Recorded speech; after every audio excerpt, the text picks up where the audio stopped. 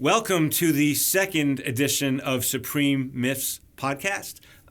My first podcast was with Jack Balkin, and we talked a lot about constitutional law and the Supreme Court. The name of my series, Supreme Myths, would suggest that it's going to be a series devoted to mostly the Supreme Court and constitutional law, but not entirely.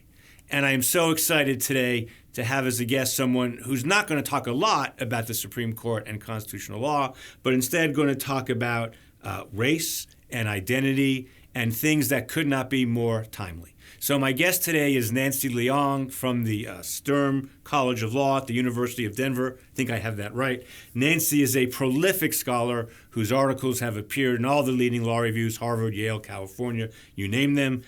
Nancy is one of my favorite people in the academy because not only is she a great scholar, but she's a great dissenter. In fact, I think I'm going to call her the great dissenter during this podcast. She loves to shake things up in a positive way, and Lord knows the legal academy needs that. And then most of all, she has a book coming out, which I think is going to be a path-breaking book in many, many ways, called Identity, Capitalism. And I can't wait to talk about that book with Nancy. Nancy, welcome to the podcast. Eric, thank you so much for having me. And honestly, that's one of the nicest introductions I've ever had. So thank you for that, too. Well, let's start, first of all, with a more personal question before we get to your book. How did you come to want to spend a lot of your scholarly life talking about race, talking about identity, talking about in-groups and out-groups? How did that develop? So let me just start with a generalization, which is I think that everything that anybody writes, whether it is a novelist or somebody in the legal academy, is autobiographical to some degree, whether it's obvious or whether it's a little bit less obvious. I think that everything we write is autobiographical to some extent. And, I think growing up as a biracial Asian and white person in an overwhelmingly white suburb of Denver, Littleton, Colorado, identity and race were always salient to me in a way that was really unavoidable. Like it would come to me even if I didn't go looking for it.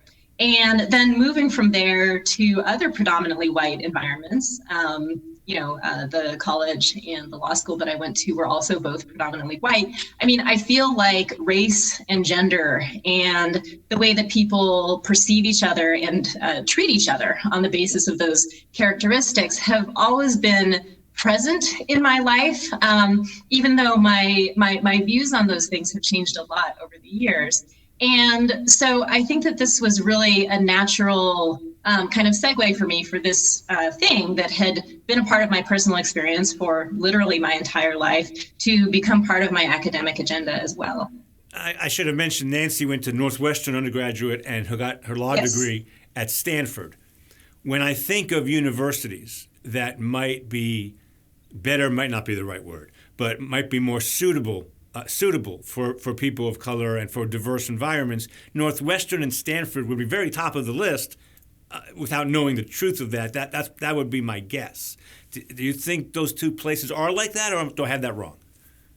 I think that's a great question and gets to the heart of some of the things that I talk about in my book, which is that numerically, a school can look as though it's doing very well when it comes to diversity, right? The numbers can look very good, but it may be that the climate is not good for people of color, and that the relationship among people of different races on that campus may not be particularly, it may not be overtly hostile. It may be hostile, but it may not be overtly hostile, but there may just not be very much interracial interaction. And so while both Stanford and Northwestern, I think, have diversity numbers that look good across a whole, variety of identity categories, I found Northwestern to be a very racially segregated place.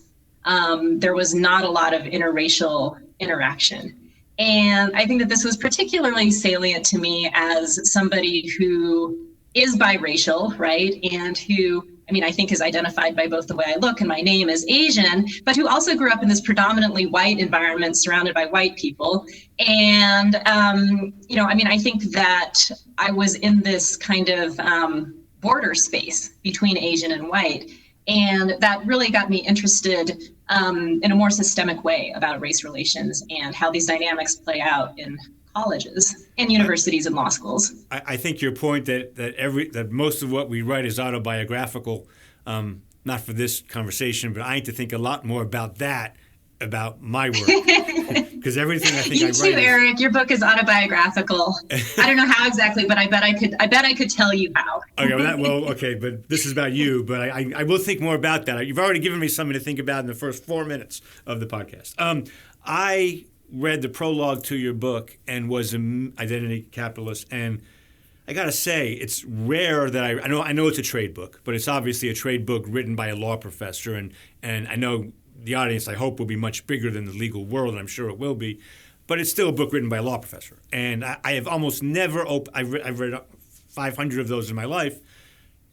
Something happened in the prologue to your book that touched me in a way that virtually no legal books have ever done before. And that's the story you tell about, the very personal story you tell about the wedding you attended. And I would like you to tell that story because it really hit me hard. I have to say, it hit me hard. So I start the book, and I don't want to give away too much here, but this, this is where the whole thing started, just intellectually as well as, in terms of the book itself. I started putting the pieces of what I call identity capitalism together at a wedding I was invited to. I was invited to this wedding by a friend of mine who I knew from college, but had not kept in particularly close touch with over the years. And I was a little bit surprised to be invited. But I like weddings. And after I was invited, I went. And at the wedding, it was lovely, and we're drinking and we're dancing and everybody's having a good time.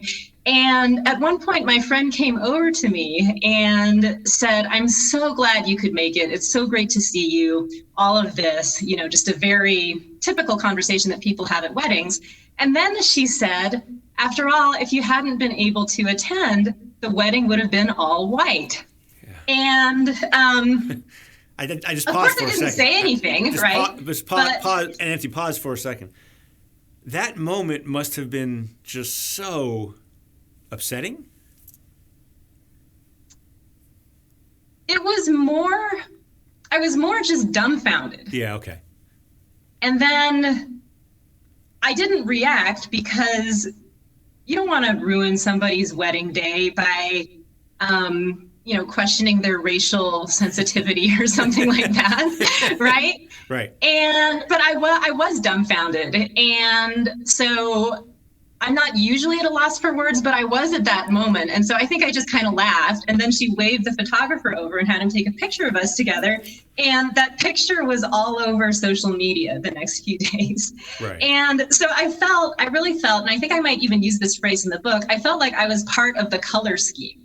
Right? Like she had selected certain flowers, tablecloths, bridesmaids, dresses. And then she also wanted the guests at her wedding to be the right color, which is not all white. And, I think that people have motives for relating to each other all the time that are not completely pure, right? You might like somebody as a human being and also think that they will contribute to the diversity of your wedding in some way, to the optics of your wedding in some way. But I think that incident, this relatively personal incident, really was the first domino and touched off my view that this happens in a lot of different areas of life, right? Like whether it's in terms of friendship. I don't know if you want to talk about this now, but whether it's in terms of friendship or whether it's in the workplace, the ways that people use the identity of other people in their lives. Well, so your book did something that all good books should do. It made me think and reflect about my experience. And I just want to say quickly, I've been rethinking. I had a roommate in law school for 2 years who happened to be African American.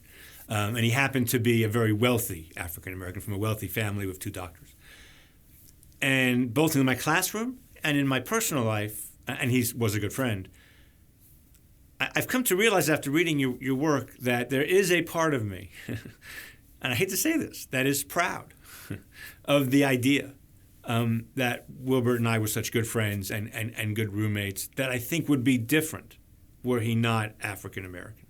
And I never thought about it that way until I read your book. And now I'm rethinking the stories I tell about us and how I tell them. So I just want to say, when a book makes one reflect on one's personal life, you're already off to a good start in the first paragraph. Well, I do hope that this book will cause people to do a lot of reflecting. Yeah. And I guess if I could just interject, yeah. I mean, one of the things that I hope people will take away from the book is that we are all identity capitalists, right? Like I am as well. And I tell some stories about that a little bit later in the book. I mean, I think the way society is set up, there are certain incentives to engage in what I call identity capitalism, right? Well, let's define it, Nancy. Let's define it. Let's define it. How do you define identity capitalism? Sure. So identity capitalism is members of one identity group profiting from the identities of another group. But usually there's a power dynamic built into that. So it could be, for example, kind of an in-group, the insiders, right? Let's say white people profiting from the identities of people of color, or maybe if men are a numerical majority in some environment, these men profiting from having a woman around. You know, I mean, I think that there's lots of different ways that this can happen. Some of them are person to person, individual, and some of these are within an institution. But so the idea is that members of one identity group are benefiting from the identity of somebody who's not in their group. It's a very powerful idea, I think, and running throughout the chapters of your book that I read, and your other work also, is a tension that I find both unbelievably important going forward as a law school, but intellectually as well, the tension between diversity and equality. Because we're for both things. I mean, both things are good, but you write a lot about the tension between them. And can you talk a little about that? So I would maybe reframe this a little bit and say that it's not so much the tension between diversity and equality, although that is part of it, but the tension between the appearance of diversity and like true substantive equality. And going back to the way we started the conversation, Northwestern University, right, where I did my undergrad, is certainly diverse. Now, are students of color and white students equal on that campus? I would say the answer to that is probably no, and would require, you know, going into that institution's kind of dynamics in a way that I don't think is necessary right now. But so, you know, what I really want to call attention to here is that just diversity, right? Like just having the numbers is not enough. Like there's something substantive that has to happen as well in order for there to be what we can call true substantive equality. The appearance of diversity is a big theme, I think, throughout your work. And because most people watching this will be in some way affiliated with the law or legal profession or whatever, you have been very outspoken, and I hope I've supported this as I could on social media, about legal panels and legal conferences that have a token person of color, but really is not diverse in any in any meaningful way. And I assume you have been at places where you're the token person of color. Yes, I have been the token person of color now and then. Nancy, I'm really curious how that. I think people listening, especially white people, need to know. I need to know how that makes you feel, because I don't want this to be about me, but I'll mention more in a second why I feel this way. But how does that make you feel when you show up and there are 9 white men and you know, at a conference? How does that make you feel? So I think that it places a unique kind of pressure on somebody when they are there in the role of diversity panelist. In other words, if one of the 9 white men says something that isn't the brightest or maybe isn't the most well supported, people will say, oh, like that person isn't that smart, or that person isn't having a good day. if I say something that's not that bright or well supported or Never whatever happened, it might by the way, but go ahead. Say that again. Never happens, but go ahead. Oh, it happens now and then. But so, like if I say something that's not my best comment ever, I will worry that I showed why women were not more well represented on the panel, because they found a woman and all she did was say things that were not on point, that were not relevant. And so I think that one thing that tokenizing people does is it places this pressure on them to perform not only on their own behalf, but on behalf of the groups that they're there representing. So I think that's one thing. I mean, I think another thing it does, and this is, I think, particularly important given the state of race relations in the country right now, is that when somebody believes they are on a panel simply for the optics of it, simply because the people who organize the panel don't want it to be an all-white panel or an all-male panel or both, that fosters cynicism and resentment.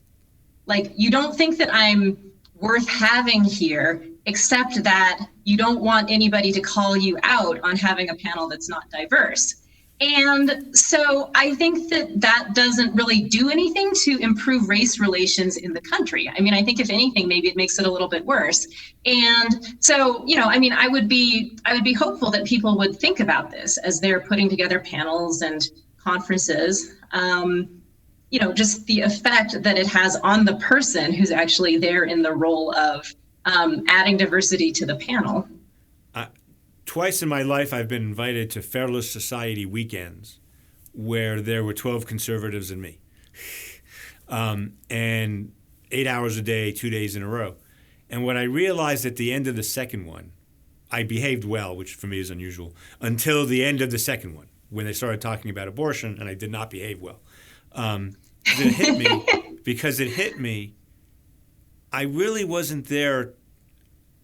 I was there mostly to show people their views were right.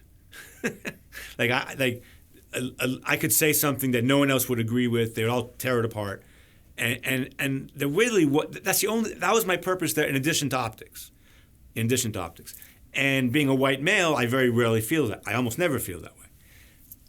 I can't imagine the pressure of that on people of color on a continuous basis throughout one's 20, 30-year career. I think it would weigh very heavy. I just do. Yeah, I think that it does weigh heavy, maybe less so now that I have tenure. And I'm going to purposely describe this in a slightly neutral way. But so I have recently found myself being the only woman and only person of color on a panel, and have used some of my time on the panel to call attention to that fact, which didn't necessarily endear me to the organizers, but at the same time, I saw people in the audience nodding along, and I saw that they were getting it. And so I think that there's a way for people of color to engage in some identity capitalism judo, if you will, and to turn the tokenization around on the people who are starting it. Right. So I thought a really powerful part of your book was about, and this is, I'm promoting the book now. In the book are Justice Kavanaugh, Kaepernick, and other celebrities who you bring in. But I want to talk about Kavanaugh for a second. Sure. It strikes me that that whole display at his confirmation hearing was such a display of identity capitalism when it comes to women. And you put that out very well. Explain what you meant by that in the book.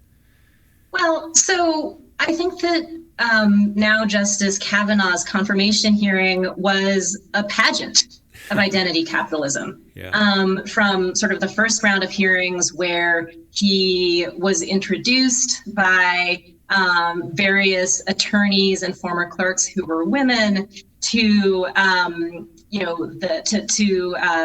the fact that he had some of the girls in the basketball team that he coaches sitting behind him at one point, and then in the second part of the hearings, right after the allegations of sexual assault came out, the fact that he had women friends sitting behind him at the hearings, the fact that he had women writing op-eds on his behalf. I mean, the whole thing was this just display that was designed to communicate the idea, women support me. And the reason that he chose to engage in this display, of course, was to maybe the right word is refute, to sort of undermine the allegations of sexual assault, but also, I think women's groups had concerns about Kavanaugh's nomination for a long time, right? Like they were concerned about how he might rule on cases relating to abortion. And so the idea is, no, I'm good for women. Women like me. I'm good for women. I will protect women's rights. I will do what is best for women. Look at all these women. So I think that it was this usage of identity, right? This usage of the identity of various women in his life, women from his high school, his own daughters, to promote a message about him, to communicate a message about him. And I think it is reasonably clear he's not going to vote in ways that most women would appreciate and wait till the first gun case comes. But it already has. I know, paging Susan Collins, right? Yes, exactly. And you also talk about Nike and you talk about Kaepernick. And so, I'm a big sports fan. And when Nike did that commercial, we're talking about, of course, Colin Kaepernick and him kneeling at the football games, being blackballed, and there's no other word for it, blackballed by the NFL. And then Nike supports him 100%. And I thought, wow, that's pretty cool. And because I'm a natural skeptic, of course Nike wants to make a buck, but still, I thought that was risky. What's your take on that? I agree. And I think that Colin Kaepernick and his relationship with Nike and with the NFL is one of the more interesting and complicated examples of identity capitalism in the book, because certainly Nike is profiting from Colin Kaepernick's identity and also the way that he's chosen to perform his identity, right? I mean, he has made salient his identity as a Black man. And I think that Nike has found a way to profit from that.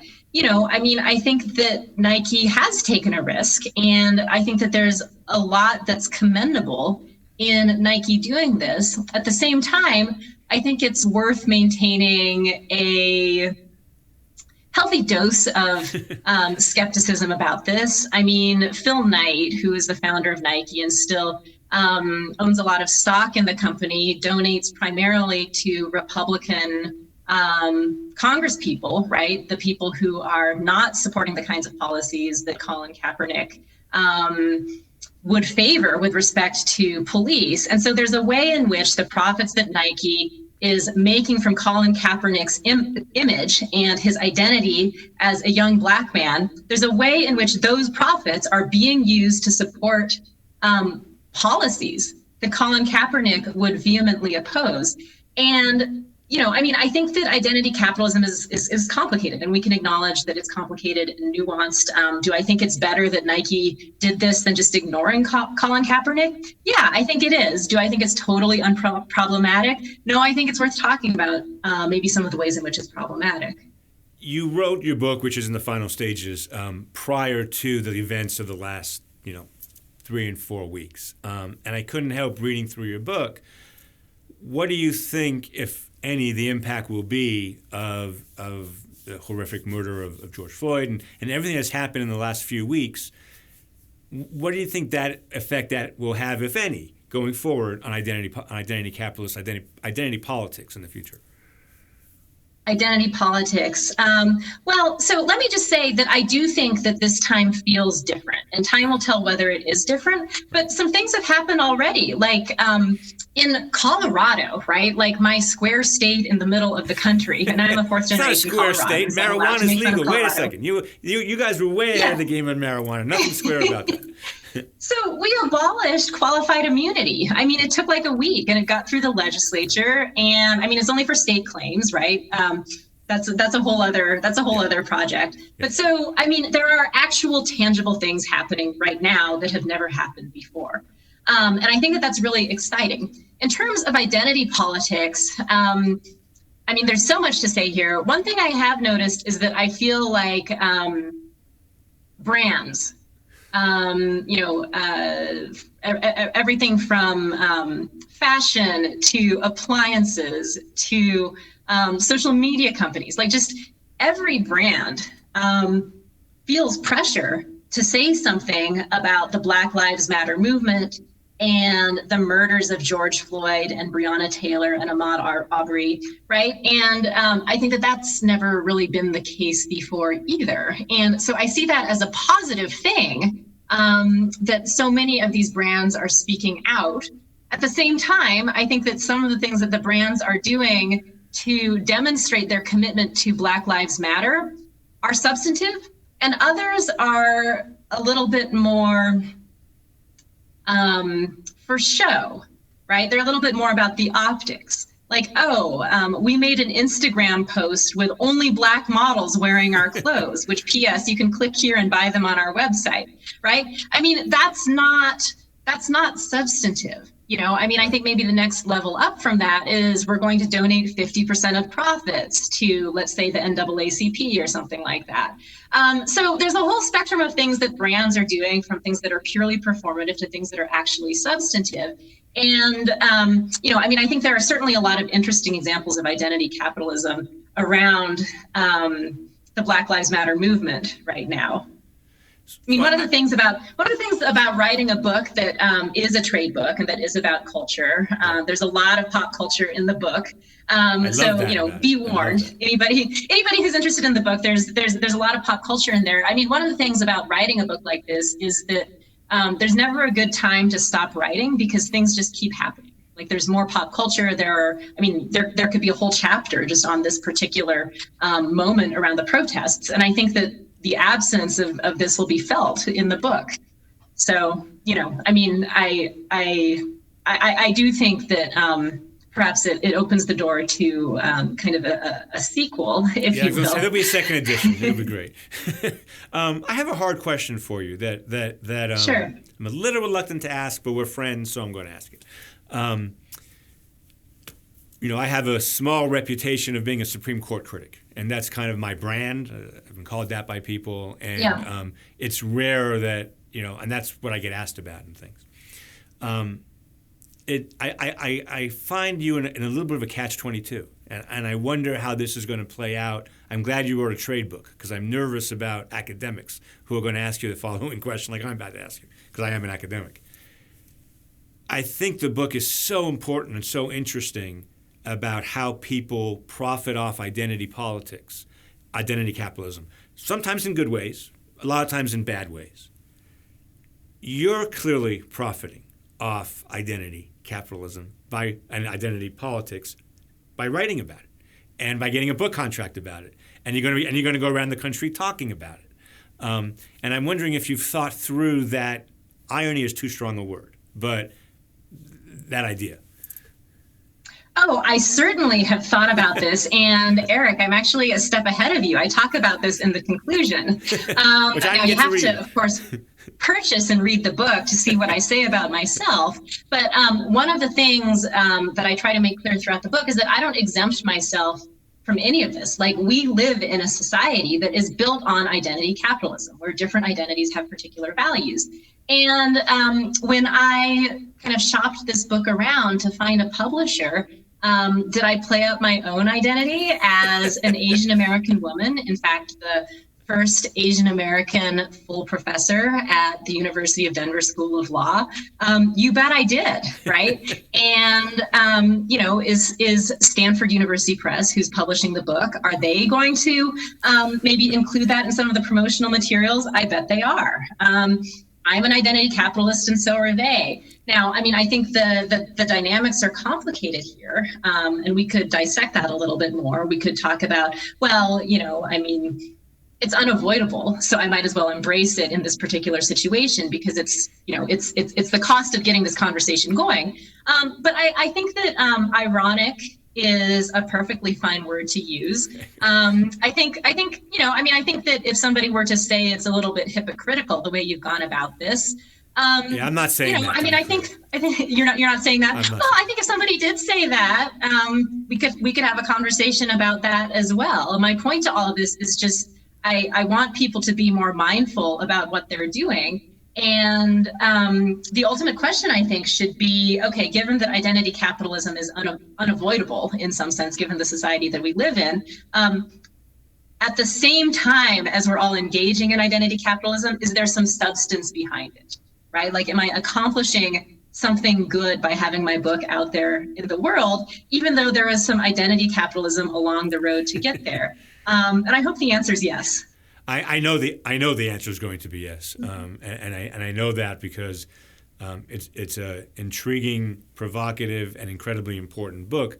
But it's built on a series of articles you've written, or at least I assume it's built on a series of articles you've written, all of which most of which raise these kinds of issues, and also you do it in a way that's personal, and we have that in common. I often am accused of being almost too personal in how I talk about law-type matters. Are you at all nervous that you're going to be put into a category? And, if we're having a panel on diversity, affirmative action, identity, well, we're going to invite Nancy. If we're having a panel on the Commerce Clause, you teach constitutional law, or we're having a panel on some other substantive area you're an expert in, you may be fenced out of that because of this other brand that you're putting. I will tell you, I think this is a problem for a lot of people at non-elite schools like you and I. Yeah, I mean, I think that we all get put in boxes to some degree, and little boxes. What's that? Little boxes. There was a show called Little Weeds. Boxes. Weeds on Little Showtime. Boxes. Yeah, and I mean, I think that if people want to put me in the diversity, equity, inclusion box, that's okay. I mean, I do know more about the Equal Protection Clause and Title VII and other anti-discrimination statutes. I'm really interested in public accommodations right now. I know more about that than I do about the Commerce Clause. Honestly, if you're having a panel on the Commerce Clause, don't invite me. Like, you should probably invite someone else. Like maybe invite you. But so, I mean, I think there's a larger question here, like, what now, right? Yes. Like, do I just continue doing this for the rest of my life? Or what if I want to take a different direction? As you know, I've written about some other things like sex segregation in sports and whether that's appropriate, right? And, like, would it be hard for me to get out of the box that I've been put in and move into maybe a bigger box or a different box? And I do think about that a little bit, but I think that, I mean, there's a way in which a career as an academic is just a lifelong kind of identity crisis. Like, am I who I think I am? Am I writing about the right things? Am I making a difference? All of and we should be self-conscious about. We should be self-conscious about that. I mean, we should be, right? I think so. I think so. And I've tried to get somewhat uncomfortable, or I've tried to allow myself to be comfortable with being uncomfortable. Well, we only have a few minutes left, but I actually do want to talk about an earlier work of yours and tie it into this book, and maybe because you wrote an article that was so brave and so courageous, and on social media I saw the feedback that you got, which at points was really awful and ugly. But so Nancy wrote an article about women in sports, and if I get this wrong, tell me. But effectively, what you were saying is for a state government to put women in a separate sport than men, which by definition means a lesser sport because there'll be less money, less crowds, and everything. There should be we should apply heightened scrutiny to that. It's a sex segregation decision. And even when it comes to wrestling and other things, you're open to data on this, but you think there has to be a good reason. And that article is really very consistent with your book, I think. If I think you can put the two together, because we are making judgments about people, women in the first article, that we don't make about men in a way that is ugly, I think. Do you agree with that? I mean, is that... I do agree with that. And I appreciate the characterization of the article. I mean, that's actually exactly what I was hoping to get across. Not that any particular sport should be sex desegregated, but that in order for a state-sponsored sport to be sex segregated, it has to survive real intermediate scrutiny. And I think that for too long, courts and just government officials in general have kind of worked on the assumption that men are just better at sports than women. And I think that the evidence shows that it's actually more complicated than that. And there are some sports where men and women can be competitive against one another, for example, in wrestling at the same weight class, even if not overall. And then there's some sports where women are actually better than men, like channel swimming, for example. Like women tend to be better than men at channel swimming, and I could go into the physiology of that. But yes, I did. That article was not received exactly with open arms by a segment of the readership. I would say more men than women were troubled by the article, but what was really striking to me was how little evidence they had. Like, people would tweet at me and say things like, desegregating sports at a high level or even at a high school level is madness. And that would be the tweet, like no link to data, no link to evidence or anything like that. And I think that intermediate scrutiny asks more of us than that. Yeah, well, and I think ascribing something to all women, which is not true for all women, is really dangerous and bad, and I think it's consistent with your book. So let's end this way, and this has been great, and thank you so much for doing this. It's been this is a lot of fun. But I do want to ask one final question. You talk about identity entrepreneurs in your book, and it strikes me, maybe. And this is my question, I think our society needs more people like you who are identity entrepreneurs in a positive, non-stereotypical, thinking outside the box way. The last thing I want to say about that article you wrote about men's sports, is you said something original.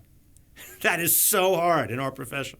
To say something original that's not dumb is incredibly difficult because everything's been said before. Not what you said, though. And I think this book has a lot of stuff in there just like that. So my question is, how do you become a good identity entrepreneur? I mean, when I say how do you, not you, how would just take a white liberal male who wants to help become a good identity entrepreneur?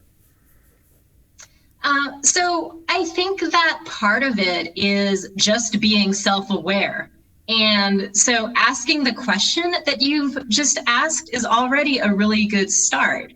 And thinking about how to make your efforts, whether it's to promote equality for women, to promote equality for LGBTQ people, for people of color, whatever it might be, to do what you can to make your efforts substantive rather than just for show. And, so agreeing to mentor, let's say, a junior faculty member at your law school. I mean, we've all been asked to do this, like agreeing to mentor, let's say, a woman of color at your law school is one thing. And I think that that's a good start. But rather than just agreeing to mentor her and having a conversation with her once a month or something like that. I mean, I think really, you have an extensive network, Eric, like, everybody, like thinking about, well, what can I do to make this commitment to mentorship, not just for show, right? Not just to sort of nominally show that we're bridging racial divides, but to make it substantive, right? Like, what can I do to further this junior professor's career? So I think that self-awareness is a big part of it. Thinking about how to make tangible differences as opposed to, just differences that are optical, that are for show, is a big part of it. And I hope if people take just one or two things from the book, that this issue of being more substantive and how we can all do it, I hope that's one of the things that they take. So thank you so much for asking that question. I think your book is going to trigger very important conversations that need to be had. I think this is my phrase: cosmetic diversity. Cosmetic diversity is a real problem. Yeah. Is a real problem in our country. Your book is trying to solve that problem, and it's so important. Nancy, thanks so much for doing this. I really appreciate it. I've learned so much from you, not just from this book, but throughout your career, and it was great talking to you. Great talking to you too, Eric. Thanks so much for having me on. Thanks, Nancy.